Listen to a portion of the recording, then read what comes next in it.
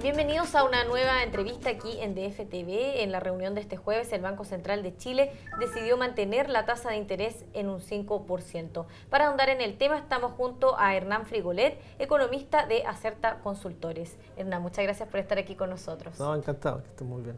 ¿Hubo alguna novedad con la decisión del Banco Central o era lo que esperaba absolutamente todo el mercado? Bueno, el mercado estaba totalmente sobre aviso de que era muy difícil que el Banco Central cambiara el nivel de la TPM. Los indicadores sectoriales, el entorno mundial, la inflación, todo muestra que no había ninguna razón por la cual el banco sorprendiera al mercado y bajara la tasa, que podría haber sido algo más esperado. Así que yo creo que en ese sentido, de aquí hasta fin de año, no vamos a tener grandes novedades en términos de TPM. O sea, es poco probable que dentro de este año, en las próximas reuniones, el banco ajuste la tasa a la baja.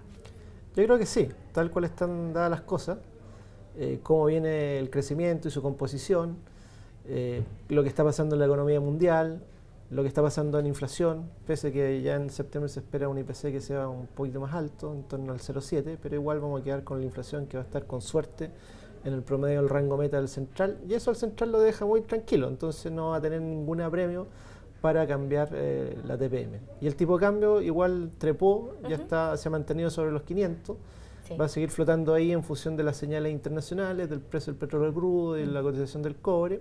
Y yo creo que en ese sentido no deberíamos tener ninguna novedad del central de aquí hasta diciembre. Y además, Hernán, que la próxima semana se espera la reunión de la FED, donde ya se estima que podrían comenzar a reducir su programa de alivio cuantitativo. Sí, no sé si es la próxima, pero es muy probable que ya en el contexto del último trimestre del año, hay que esperar un poco cómo van a ser las señales de la economía real en Estados Unidos.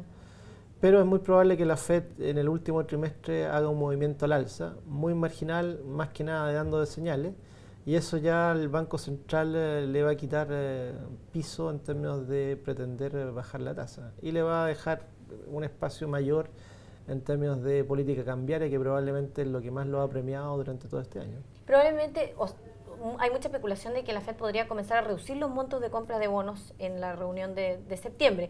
¿Cómo nos afectaría a nosotros si finalmente se lleva a cabo este recorte? Bueno, en general hay que estar atento porque nos afecta por dos lados. Uno, en términos de lo que puede pasar con TPM, que ya eso haría prácticamente imposible que el Banco Central baje la tasa en el contexto de este año. Y por otro lado, hay que ver cómo va a estar el efecto que va a tener eso sobre el Fondo de Estabilidad Económica y Social. Puede ahí que el valor de algunos de los activos que tengamos se vea afectado y va a afectar las reservas que mantiene Hacienda. Algunos emergentes, como China incluso, instaron a la FED a tener cautela porque finalmente un retiro gradual de los estímulos afecta mayormente a los mercados emergentes. Sí, en general eso va a tener un efecto colateral desde el punto de vista del mercado financiero mundial.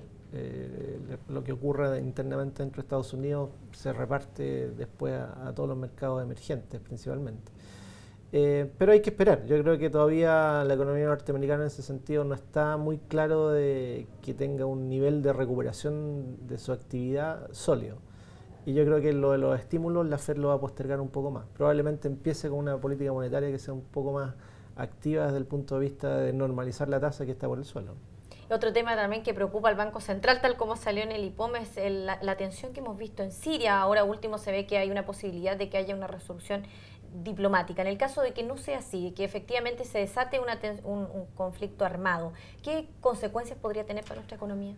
Mira, yo creo que vamos a entrar en una espiral bastante especulativa del precio de los combustibles, porque el precio del crudo va a estar muy inestable. Y todo esto efectivamente tuvimos un momento de tensión, ahora hay una pequeña distensión, se está viendo alguna vía diplomática, probablemente haya algún fracaso por ahí nuevamente, entonces vamos a estar en un efecto, yo creo que en los próximos años, de mucha volatilidad del precio del crudo, porque si no es Siria va a ser Egipto, o sea, la zona está bastante convulsionada.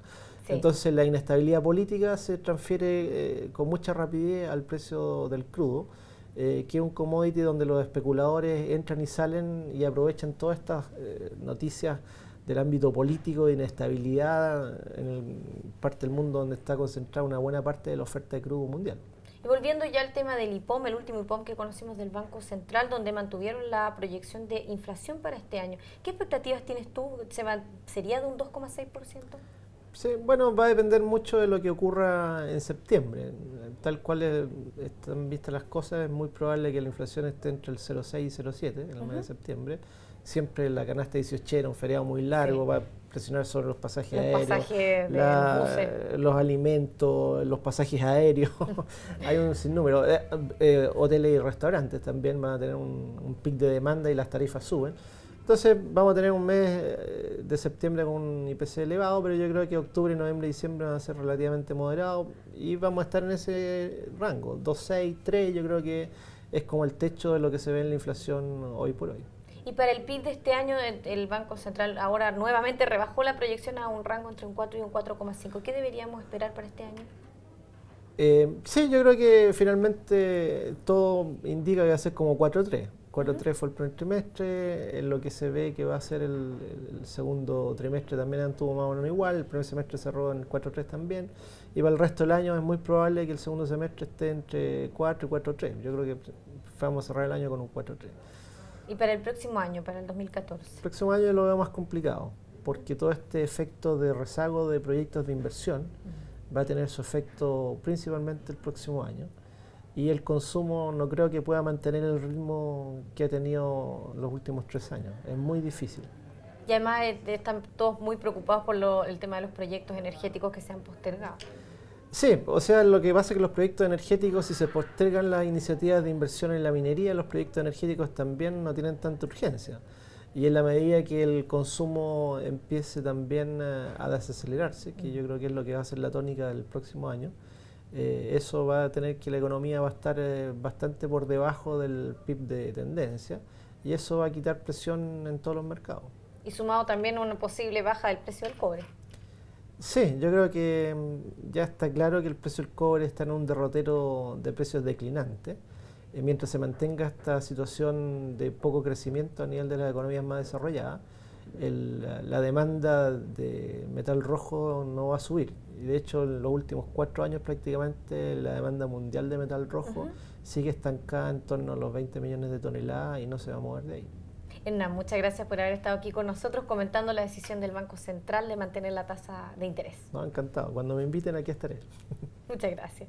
Y a ustedes los esperamos en una siguiente entrevista aquí en DF TV.